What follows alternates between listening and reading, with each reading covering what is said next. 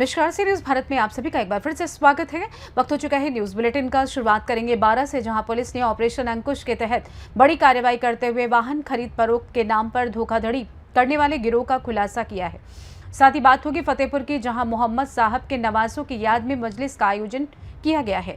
ऐसी तमाम खबरों पर करेंगे विस्तार से चर्चा। 12 में पुलिस अधीक्षक अभिषेक अंदासू के निर्देशन और अतिरिक्त पुलिस अधीक्षक सौरभ तिवारी के मार्गदर्शन में अंता थाना पुलिस ने ऑपरेशन अंकुश के तहत बड़ी कार्रवाई करते हुए वाहन खरीद फरोख्त के नाम पर धोखाधड़ी करने वाले गिरोह का खुलासा किया है।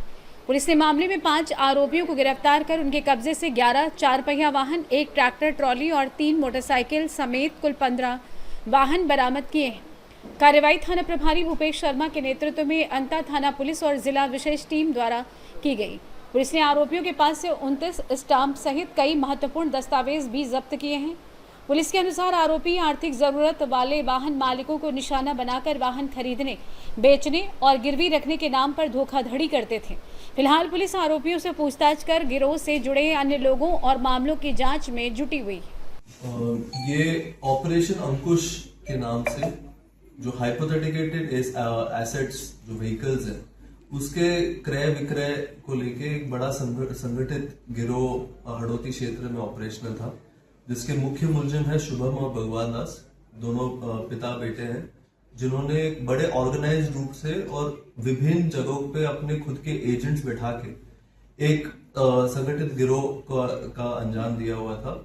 गिरोह के वारदात करने का तरीका ये था कि जो एसेट्स, हाइपोथेटिकेटेड एसेट्स है, जिसको फाइनेंस की गाड़ियां कहते हैं, तो फाइनेंस की गाड़ियों में अपने वो छाट के चिन्हित करते थे ऐसे लोगों को जो आर्थिक रूप से कमजोर है। उनको प्रलोभन देके कि आपकी जो बाकी किस्तें हैं हम खुद भर देंगे।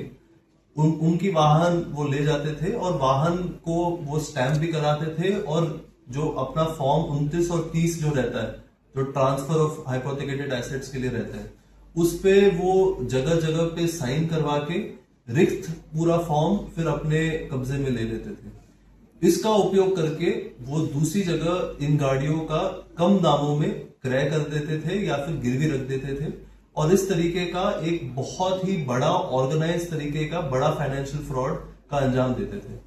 अभी तक जो 12 पुलिस ने इसमें सफलता पे प्राप्त करते हुए इन दोनों मुख्य आरोपियों को और इनके साथ के जो 3 एजेंट हैं जो इन सब का चिन्हीकरण भी करते हैं और उनके जगह जगह ये गिरवी रखने का या फिर बेचान करने का जिसमें जो सहयोग करते हैं, उनको 12 पुलिस ने गिरफ्तार कर दिया है।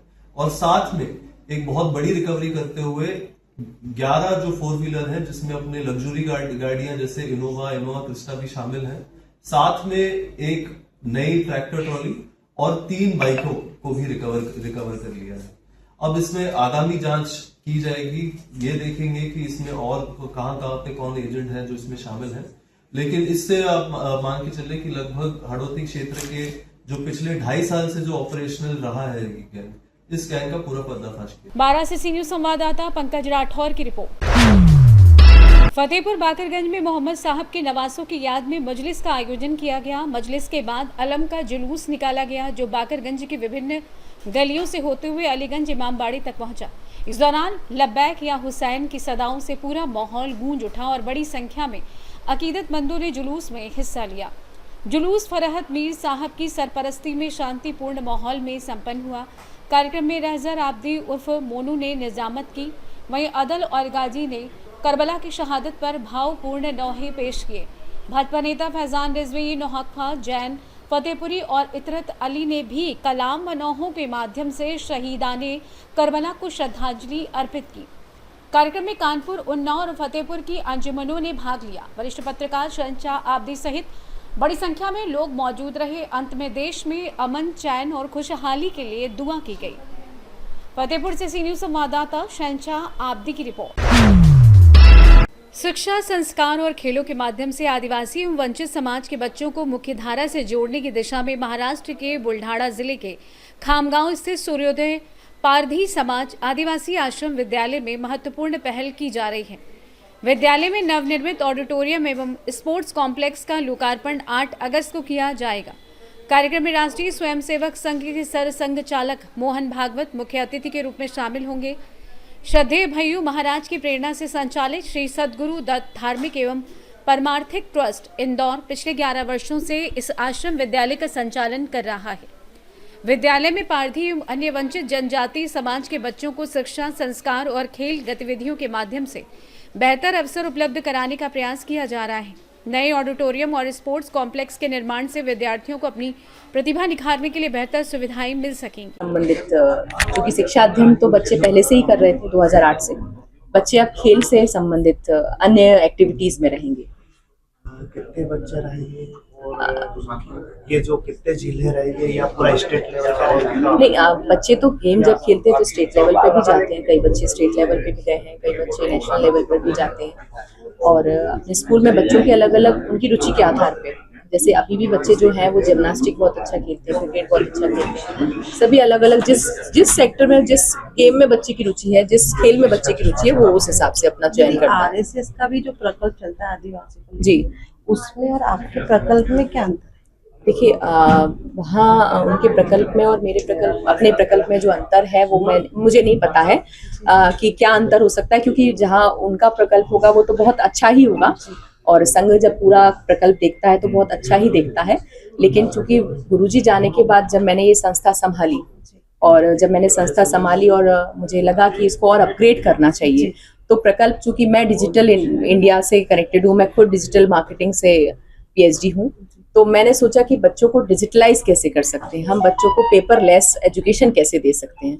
तो उस पेपरलेस एजुकेशन के आधार पे हम बच्चों को शिक्षा अध्ययन ग्रहण कराते हैं। जैसे 2008 से अभी तक संस्था चल रही है, तो कितने बच्चे हायर एजुकेशन की तरफ गए हैं? देखिए, बच्चे 12th तक हमारे पास रहते हैं, 10th तक हमारे पास रहते हैं। बीच में कई बच्चे ऐसे होते हैं जो उनको लगता है कि हमें अभी शिक्षा आगे नहीं करनी है, यानी पारधी जाति में 12th पास होना बहुत बड़ी बात है और हमारा प्रयास रहता है कि बच्चा और आगे भी पढ़े। बहुत सारे बच्चे आगे भी पढ़ते हैं, लेकिन उनकी रुचि के आधार पे। अगर कोई बच्चा 12th के बाद या 10th के बाद नहीं पढ़ना चाहता तो फिर वो अलग अलग जगहों पे, जैसे हम उसको नेशनल स्किल डेवलपमेंट के अंतर्गत अलग अलग स्किल से जोड़ते हैं, ताकि बच्चा कहीं ना कहीं स्वरोजगार उत्पन्न करे, वो कोई क्राइम में ना जाए। हमारा उद्देश्य सिर्फ ये है कि बच्चों को क्राइम से दूर रखना। उसमें से कोई रोजगार जो करने लगा हो ऐसे? बिल्कुल, पूना से अभी 8 अगस्त को जो प्रोग्राम है उससे पूना से एवं संभाजी नगर से एवं मध्य प्रदेश से भी ऐसे 20 बच्चे हमने चयनित किए हैं, जिन बच्चों को हम परम पूज्य के द्वारा सम्मानित कराएंगे, जो एजुकेशन लेवल पे बहुत अच्छा कर रहे हैं। अभी नेशनल लेवल पे कितने बच्चे? नेशनल लेवल पे 1 से 2 बच्चे अभी तक गए हैं।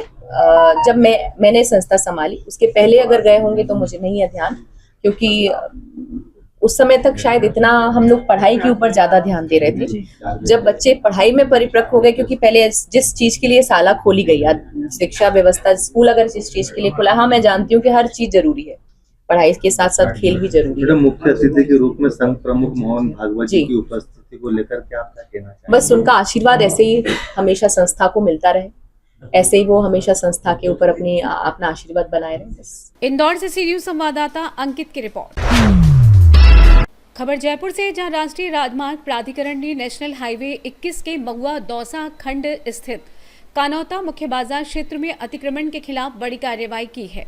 4 अगस्त को चलाए गए विशेष अभियान में राजमार्ग की भूमि पर किए गए अवैध निर्माण, दुकानों, अस्थायी शेड और अन्य कब्जों को हटाकर क्षेत्र को अतिक्रमण मुक्त कराया गया। NHAI के अनुसार ये कार्रवाई राष्ट्रीय राजमार्ग नियंत्रण अधिनियम के तहत पूर्व में जारी नोटिस और निर्धारित समय सीमा पूरी होने के बाद की गई। अभियान के दौरान स्थानीय पुलिस और जिला प्रशासन का सहयोग रहा। अतिक्रमण हटने से नेशनल हाईवे 21 पर यातायात व्यवस्था बेहतर होने और जाम की समस्या से राहत मिलने की उम्मीद है। NHAI ने चेतावनी दी है कि राजमार्ग की भूमि पर दोबारा कब्जा करने वालों के खिलाफ सख्त कानूनी कार्रवाई की जाएगी। जयपुर से सी न्यूज संवाददाता भगवान दास शर्मा की रिपोर्ट। खबर कैमूर से है। खरीफ वर्ष 2025-26 में किसानों से खरीदे गए धान के CMR चावल की आपूर्ति नहीं होने और गोदाम में रखे धान के स्टॉक को लेकर अखिनी और आकोलेही पैक्स जांच के घेरे में है। जिला सहकारिता पदाधिकारी के निर्देश पर जांच के लिए पहुंचे अधिकारियों को पैक्स अध्यक्षों की अनुपस्थिति के कारण गोदाम का ताला नहीं खुल सका, जिससे जांच पूरी नहीं हो पाई। बताया गया कि दोनों पैक्स अध्यक्षों को गोदाम पर उपस्थित रहने की सूचना दी गई थी, लेकिन वे नहीं पहुंचे। विभाग के अनुसार अखनी पैक्स पर करीब 942 क्विंटल और अकोलही पैक्स पर करीब 625 क्विंटल चावल एफसीआई गोदाम में जमा करना है, लेकिन निर्धारित समय सीमा बीतने के बाद भी आपूर्ति नहीं हो सकी। अब विभाग ने दोबारा जांच कर स्थिति स्पष्ट करने और अनियमितता पाए जाने पर कार्रवाई करने की बात कही। कैमूर से सी न्यूज संवाददाता नमो नारायण चतुर्वेदी की रिपोर्ट। खबर लातेहार से, जहां बेतला पंचायत की पोखरी खुर्द निवासी सद्दाम अंसारी का कच्चा मकान गिर जाने के बाद परिवार खुले आसमान के नीचे रहने को मजबूर है। उन्होंने लातेहार डीडीसी, बीडीओ और अंचल अधिकारी को आवेदन देकर प्रधानमंत्री आवास योजना या अन्य सरकारी आवास योजना का लाभ दिलाने की मांग की है। सद्दाम अंसारी के अनुसार 3 अगस्त की शाम मिट्टी और खपड़ाइल से बना उनका मकान अचानक गिर गया, जिसे गैस, चूल्हा, पलंग, कपड़े, राशन सहित कई घरेलू सामान मलबे में दबकर खराब हो गए। हालांकि घटना में कोई जनहानि नहीं हुई। उन्होंने बताया कि आज तक उन्हें किसी भी सरकारी आवास योजना का लाभ नहीं मिला है और वर्तमान में पत्नी व 2 बच्चों के साथ तिरपाल के सहारे रहने को मजबूर हैं। पीड़ित परिवार ने प्रशासन से तत्काल जांच कर आवास और राहत सहायता उपलब्ध कराने की मांग की है। लातेहार से सी न्यूज संवाददाता बबलू खान की रिपोर्ट। लातेहार के सदर प्रखंड अंतर्गत परसही पंचायत में कृषि, पशुपालन एवं सहकारिता विभाग की ओर से कृषक पाठशाला योजना सह समेकित बिरसा ग्राम योजना का शिलान्यास किया गया। कार्यक्रम का शुभारंभ मनिका विधायक रामचंद्र सिंह ने किया। इस मौके पर विधायक ने कहा कि कृषक पाठशाला के माध्यम से किसानों को कृषि और पशुपालन से जुड़ी आधुनिक तकनीक, प्रशिक्षण एवं जरूरी जानकारी स्थानीय स्तर पर उपलब्ध होगी, जिससे किसान अपनी आय बढ़ा सकेंगे।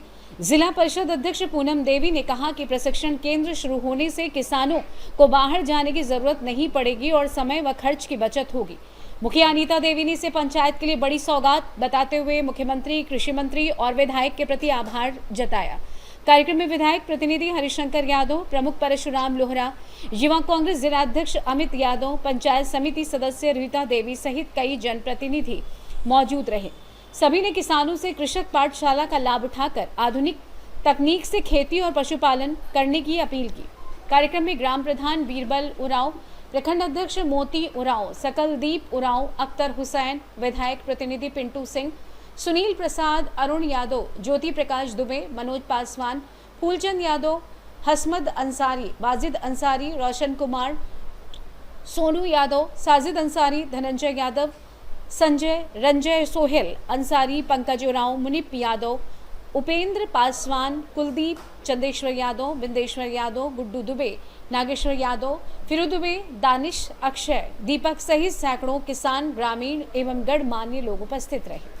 कृषक पाठशाला का आधारशिला रखी गई है, क्या कुछ मैसेज देना चाहेंगे और यहाँ के लोगों को कितना लाभ? यहाँ इससे हम कृषि के क्षेत्र में, पशुपालन के क्षेत्र से ही हम आगे बढ़ सकते हैं। हमारा क्योंकि और जगह जो है, जितना आप देखिएगा, जितना कृषि पर भार है वो कहीं नहीं है, और इसी से लोगों के ज़रूरत की चीज़ पूरा होता है, कृषि पशुपालन से ही।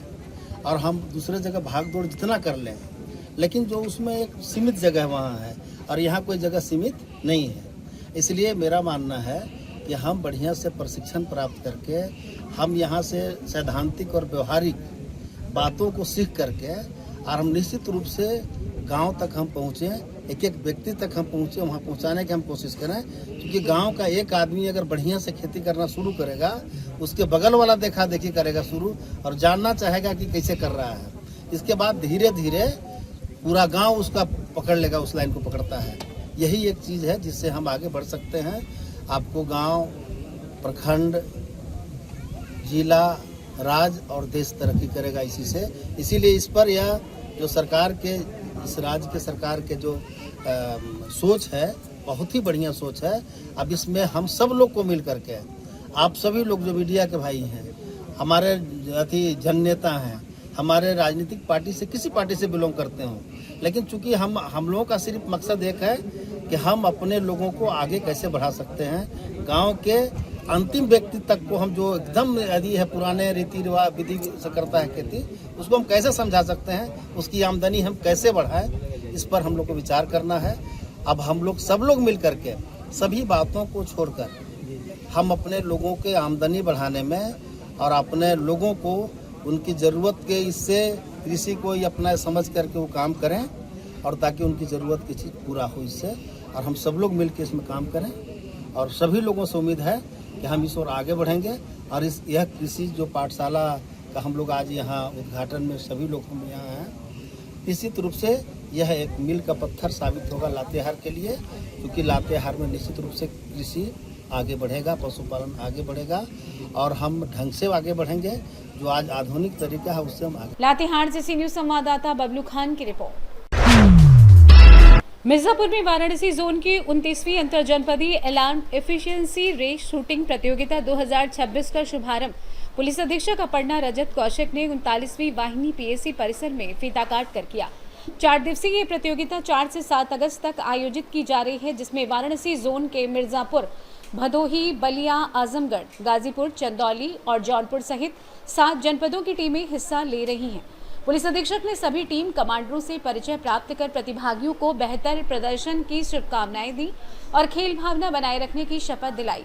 इस अवसर पर 39वीं वाहिनी पीएसी के सेनानायक नेपाल सिंह, अपर पुलिस अधीक्षक नगर नितेश सिंह सहित कई पुलिस अधिकारी और कर्मचारी मौजूद रहे। मिर्जापुर से सी न्यूज संवाददाता खालिक हाशमी की रिपोर्ट। आगरमालवा के नलखेड़ा क्षेत्र के चोमा में आयोजित श्री भील भिलाला समाज की जिला स्तरीय बैठक में दिनेश अस्तावत को समाज का आगर जिला अध्यक्ष नियुक्त किया गया है। नियुक्ति की घोषणा के बाद समाजजनों ने पुष्पमाला पहनाकर उनका स्वागत किया और शुभकामनाएं दी।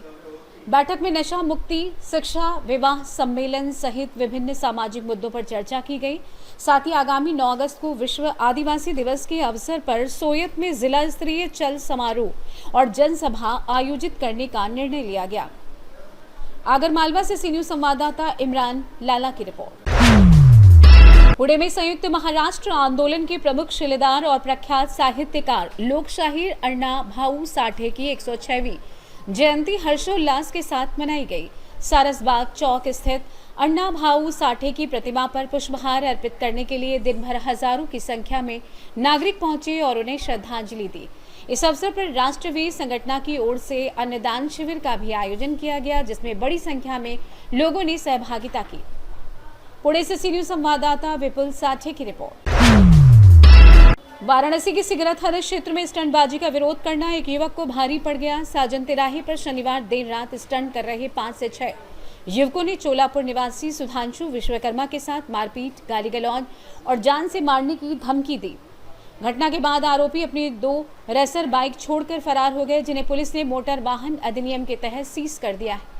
सिगरा थाना पुलिस ने अज्ञात आरोपियों के खिलाफ बीएनएस की विभिन्न धाराओं में मामला दर्ज कर लिया है और सीसीटीवी फुटेज के आधार पर उनकी पहचान कर तलाश शुरू कर दी है। वाराणसी से सी न्यूज संवाददाता अब्दुल्ला हाशमी की रिपोर्ट। फिलहाल के लिए इस खास बुलेटिन में बस इतना ही।